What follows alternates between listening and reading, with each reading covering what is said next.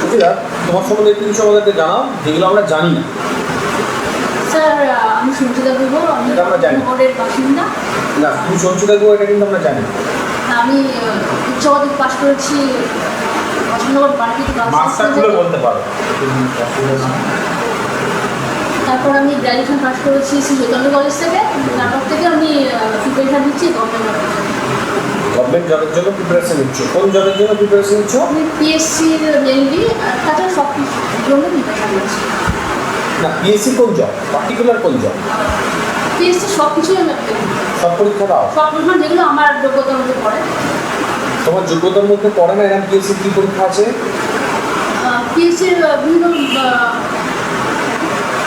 Medical দেখেছি কিছু রাস্তা পড়ে। তারপরে অডিট অ্যান্ড অ্যাকাউন্ট, যেটা কমার্স ব্যাকগ্রাউন্ড, সেটা আমি ক্লিয়ার করতে পারি না। বেশ। আর ফরেস্টের পরীক্ষা তুমি ক্লিয়ার করতে পারো? ফরেস্ট করতে করেছি। তোমার তো সায়েন্স আছে। হ্যাঁ। তুমি কী কী পরীক্ষা দিয়েছো এখন? তোদের পিএসসির মিসলেনিয়াস, ডব্লিউবিসিএস, রেলও দিয়েছি। রেল তো পিএসসি না? না, আমি এমনি রেলও দিয়েছি পিএসসির। আর পিএসসির গ্রুপ দিয়ে একটা হয়েছিল, সেটাও দিয়েছিলাম। ডব্লিউবিসিএস যে পরীক্ষাটা, এই পরীক্ষাটা ফুল ফর্মটা কি আছে? West Bengal WBCS, West Bengal civil service. পরীক্ষাটা তুমি অ্যাপ্লাই করেছো? হ্যাঁ। কতবার দিয়েছো? 3বার দিয়েছি। 2বার না 3বার? 3বার। 3বার। তাতে কি ওয়েস্ট বেঙ্গল সিভিল সার্ভিসে লেখা আছে? সিভিল সার্ভিসেস তাই আছে।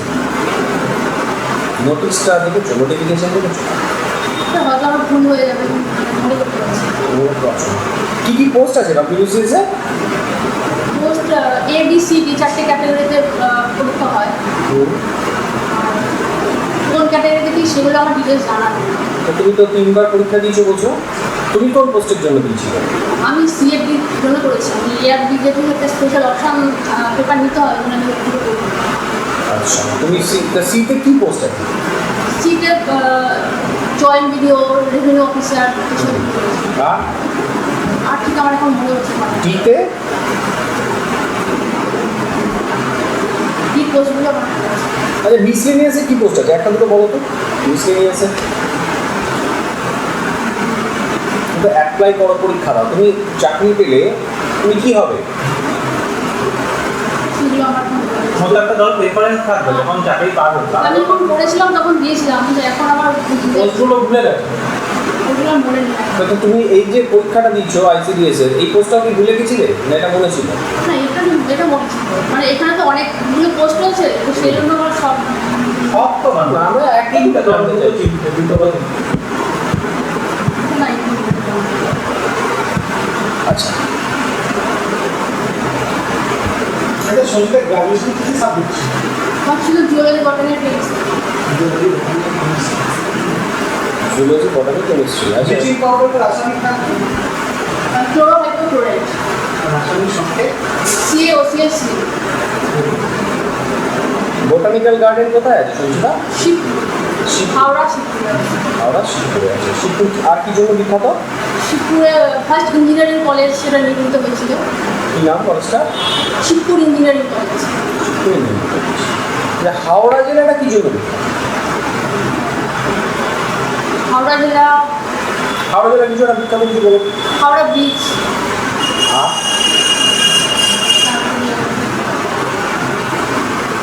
আচ্ছা, হাওড়া ব্রিজের স্পেশালিটি কি আছে বলো? হাওড়া ব্রিজে ইঞ্জিনিয়ারিংটা কোনো পিলার ছাড়া এগুলো কি বলে, কি ব্রিজ বলে?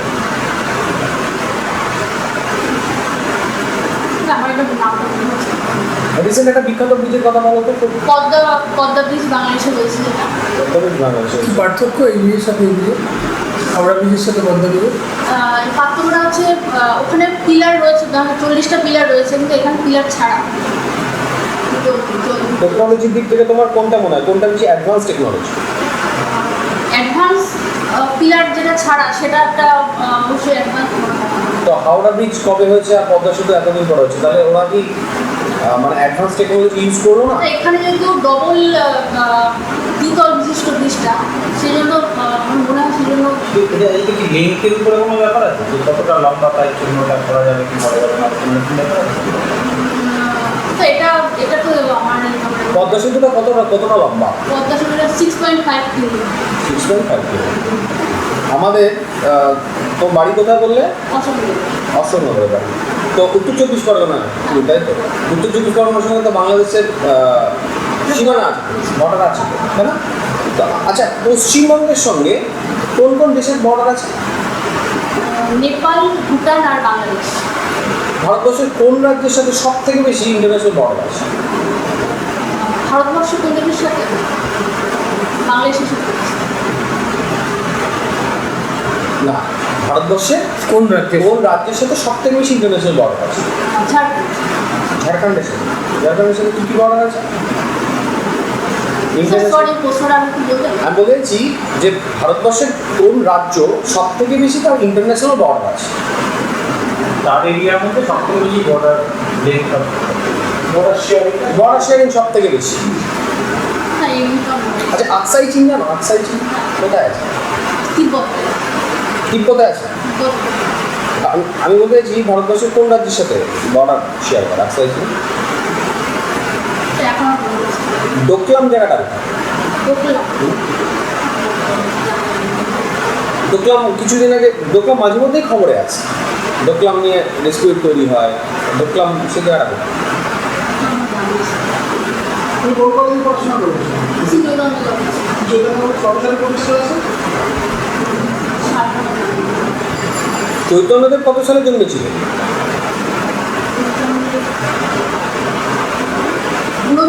চৈতন্যদেব 1786। 1786 সালে। সে একটু ভুল হতে পারে বা 1686। তাই এটা একটু কনফিউশন আছে। চৈতন্যদেব তো অ্যাকচুয়ালি হওয়া উচিত, ধরো চৈতন্যদেব তো প্রায় বাবরের সময়, মানে বাবর যে সময় ভারতবর্ষে আসছেন চৈতন্যদেব প্রায় সেই সময় কাছাকাছিতেই আছে। শ্রী চৈতন্য। হুসেন শাহের সঙ্গে হ্যাঁ, সমসাময়িক ছিলেন। হুসেন স্যার ছেলের সমসাময়িক হচ্ছেন বাবর, ওই কাছাকাছি তাই। তাহলে কত হবে? চৈতন্যদেব কোথায় জন্মগ্রহণ করেছিল? নবদ্বীপ। কোথায় মারা গেছিল? দয়াতে। শিওর? হ্যাঁ, গয়া। তো নীলাচলে প্রভু গেলেন, নীলাচলটা তার কি দয়া?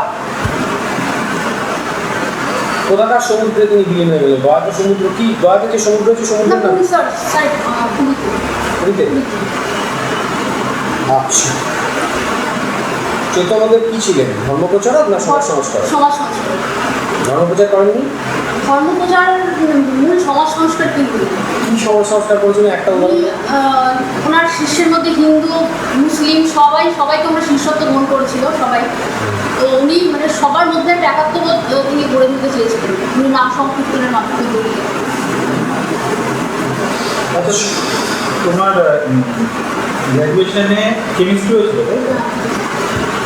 আচ্ছা, বলো তো অ্যাসিড ক্ষার, ঠিক আছে? তাহলে এতে একটা টেকনিক্যাল টার্ম আছে, ঠিক আছে? সেইটাতে বোঝা যায় যে কোনটা অ্যাসিড, কোনটা ক্ষার, কোনটা নিউট্রাল, সেটার নাম, সেই স্কেলটার নাম পিএইচ স্কেলটাতে মানে আরেকটু বলো, মানে কখন বোঝা যাবে যে একটা কোনো সলিউশন অ্যাসিড? পিএইচ স্কেলে যখন মাত্রাটা 7 থাকবে তখন সেটা নিউট্রাল, মানে প্রশমন। আর 7 এরকম একটা এক্সাম্পল দাও। জল। আর 7 যখন নিচে নেমে যাবে তখন সেটা হবে অ্যাসিড। আর 7 উপরে হয়ে গেলে সেটা হয়ে যাবে খাঁটি। ইন্ডিকেটরটা কি ইউজ করা হয়? ইন্ডিকেটর মানে অনেকগুলো ইউজ করা যায়। সেটা যেমন লিটমাস ব্যবহার করা যায়, আর মিথাইল অরেঞ্জ ব্যবহার করা যায়। আচ্ছা, ঠিক আছে, লিটমাসটাই বলো। লিটমাসটা কখন কীভাবে বোঝা যাবে যে কখন? লিটমাস মানে কোনো দ্রবণে যদি লিটমাস দেওয়া হয় তাহলে সেটা যদি লাল বর্ণ ধারণ করে তাহলে সেটা অ্যাসিড। আর যদি বর্ণহীন হয় তাহলে সেটা প্রশমন। আর যদি নীল বর্ণ ধারণ করে তাহলে সেটা হয়ে যাবে খাঁটি। আচ্ছা, তো মূলত অ্যাসিডের ক্ষেত্রে কোনো একটা সলিউশন আছে, সলিউশনটার কনসেন্ট্রেশন খুব কম, পাতলা। আর কোনো একটা সলিউশন আছে, সেটা সলিউশনটা খুব কনসেন্ট্রেটেড। অ্যাসিড হিসাবে কোনটাকে তীব্র অ্যাসিড করবে, কোনটাকে মৃদু অ্যাসিড করবে, আর কেন করবে? যেটা মানে কম থাকবে গাঢ়ত্ব সেটা হবে লঘু। আর লঘু আর তাহলে এটা কার ক্ষেত্রে বেশি হবে? তীব্র ক্ষেত্রে তীব্র মানে ক্ষেত্রে যেটা লঘু আছে তার ক্ষেত্রে বেশি হবে, না যেটা অলরেডি কনসেন্ট্রেট হয়ে আছে তার ক্ষেত্রে বেশি হবে? লঘু ক্ষেত্রে না, লঘু ক্ষেত্রে না, গাঢ় দোকানের ক্ষেত্রে বেশি হবে। তাহলে আপনার ক্ষেত্রে বেশি হবে। সঞ্চিতা সেলকে আবিষ্কার করেন। স্যার এটা ভুলে যাচ্ছি নামটা মনে হচ্ছে। সেলের কম্পোনেন্ট জানো? প্ল্যান্ট সেল কী কী কম্পোনেন্ট আছে? কোষ প্রাচীর, কোষ প্রাচীর প্ল্যান্ট সেলে আছে। প্ল্যান্ট সেল, কোষ পদ্মা, বিভিন্ন অর্গানগুলো রয়েছে, কী কী নাম কি? মাইটোকন্ড্রিয়া, গলগি, এরকম অর্গানগুলো রয়েছে, প্রোটোপ্লাজম, লাইসোজাইমের কাজ কি? লাইসোজোম লাইসোম কোষের কোনো ইয়ে তৈরি মানে কোনো জীবাণু তাকে ধ্বংস করতে গ্লাইসিন সাহায্য করে। আচ্ছা, ডিএনএ কিসের মধ্যে থাকে কোষে? ডিএনএ কোষের মধ্যে মানে জিনের মধ্যে থাকে ডিএনএ। কিসের মধ্যে? কোষের কোন কম্পোনেন্টের মধ্যে ডিএনএ?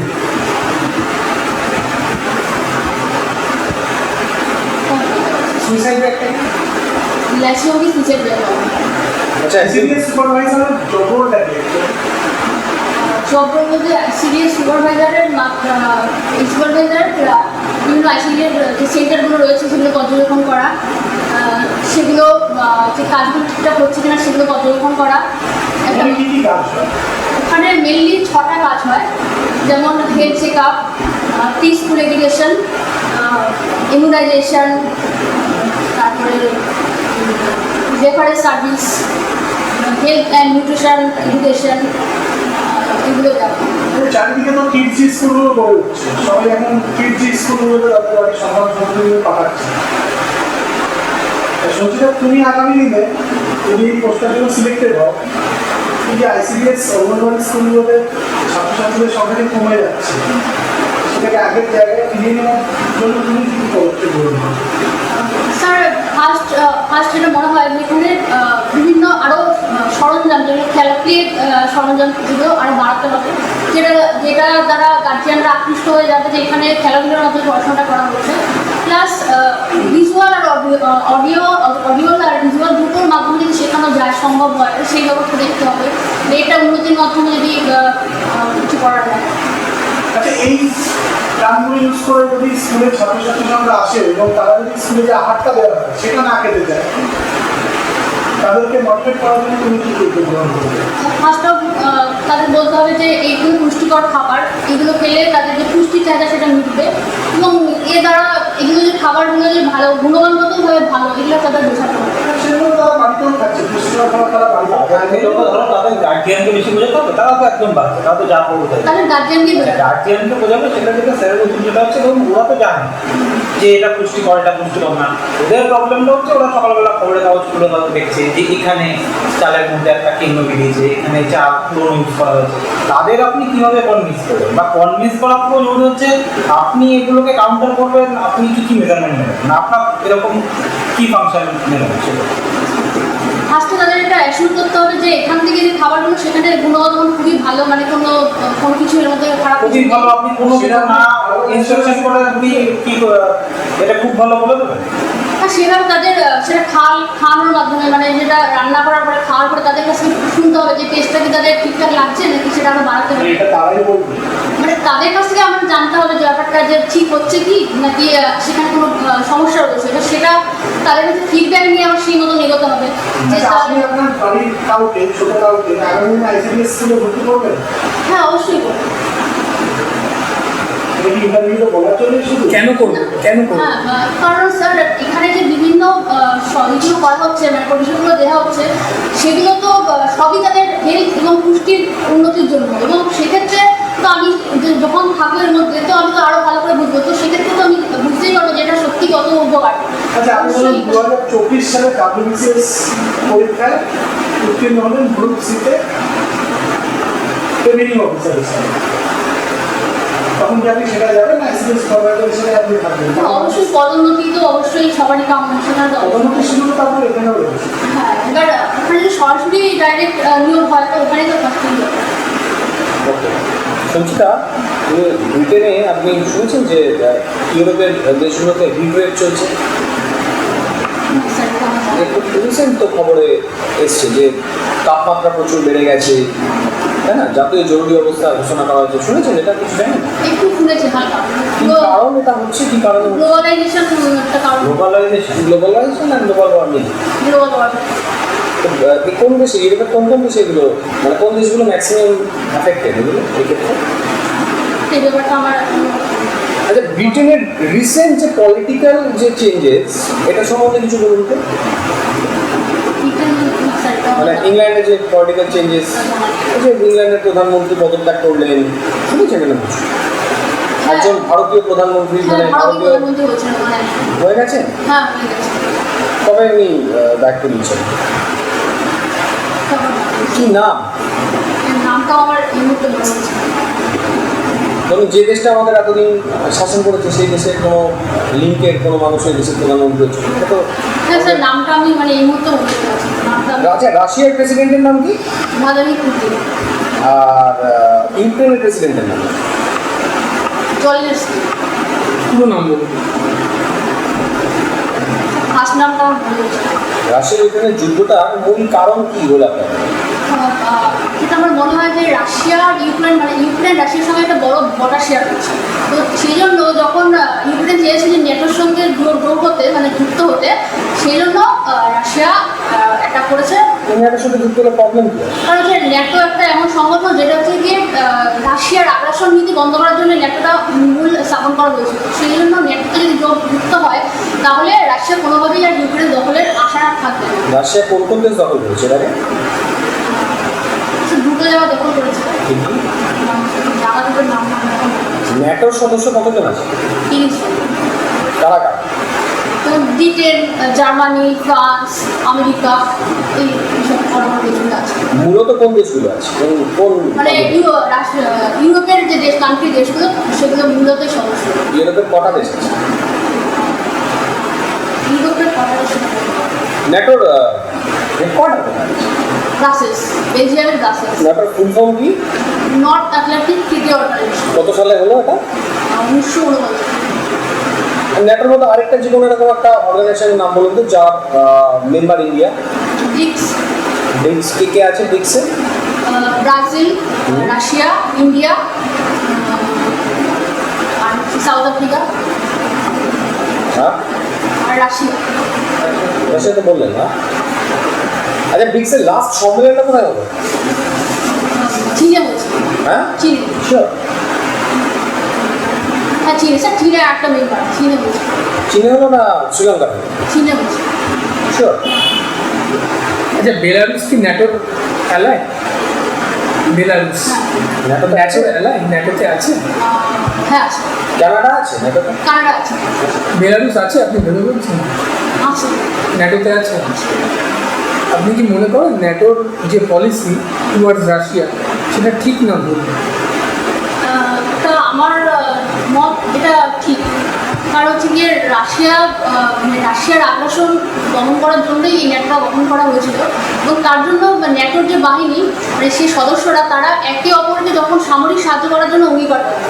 মানে আপনি কি মনে করেন আমেরিকা যদি ইউক্রেনে কোনো বায়োলজিক্যাল ওয়েপনকে প্রমোট করে বা স্পন্সার করে, সেটা কি করা উচিত রাশিয়ার এগেনস্টে? অবশ্যই নয়। কারণ কোনো উইপেন যখন ইউজ করা হয় তখন সেটা শুধু দেশ, তার নাগরিক সবার উপরই সেটা ব্যবহার করা হয়, ফলে সবার পুরো জনগণের একটা ক্ষতি। সেক্ষেত্রে রাশিয়ার আগ্রাসনটা থাকলো, রাশিয়ার আগ্রাসনটা এটা কি প্রচলিত না আপনার মন থেকে বলছেন? এটা প্রচলিত না, মানে রাশিয়ার যেহেতু আগে ইউক্রেন বা বেলারুস এগুলো সব আগে রাশিয়ার সঙ্গে যুক্ত ছিল, তো সেই জন্য এই কান্ট্রিগুলো আবার উদ্ধার করার জন্য রাশিয়ার একটা চেষ্টা থাকে। সেই জন্য এটা বন্ধ করার জন্যই ন্যাটোটা হবে। হাম্বানটুটা বন্ধুটি কোথায় আছে? সরি স্যার, হাম্বানটুটা বন্ধুটি কোথায় আছে? জাফনাটা কোথায়? জাফনা? আপনার শ্রীলঙ্কা মনে হচ্ছে। ঠিক আছে, থ্যাংক ইউ স্যার।